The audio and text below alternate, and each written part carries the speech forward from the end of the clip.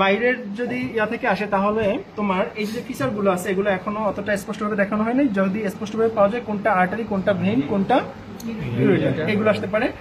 আর হচ্ছে হাইলাসটা পুরোটা দিয়ে দিতে পারে। সেই ক্ষেত্রে তোমাকে অবশ্যই কোন কিডনি, রাইট নাকি লেফট, সেটা উল্লেখ করতে হবে। ঠিক আছে, সবগুলো একসাথে বেঁধে দিবে। আর যদি একটা একটা দিই সেটা তো হ্যাঁ পিন্ড বেঁধে দেবে এক ইন্ডিভিজুয়াল। ঠিক আছে, আর হচ্ছে বাইরে থেকে এইগুলোই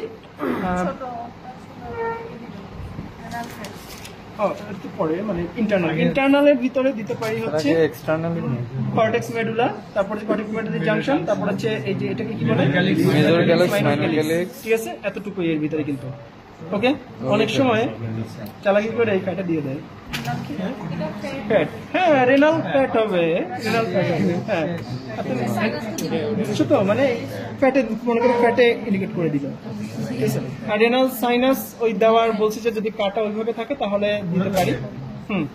আর এইটা থেকে হচ্ছে ছোটটা থেকে হচ্ছে কি যে ক্রেস্ট আর পেলভিস হচ্ছে সবচেয়ে ইম্পর্টেন্ট। ঠিক আছে, ক্রেস্ট আর পেলভিস এগুলোই সবচেয়ে ইম্পর্টেন্ট।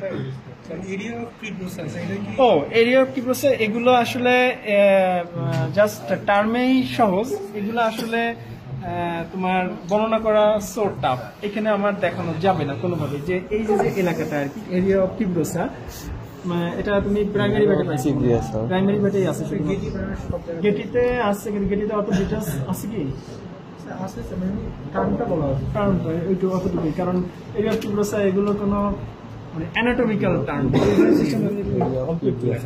কিসের না, এটার একটা কারণ আছে, আলাদাভাবে বড় বই লেখা আছে। এটা হচ্ছে কি মানে গেটির বইটা লেখা হচ্ছে পুরোটা হচ্ছে ইকুয়েন্ট, অনেক বড় বই লেখা, কিন্তু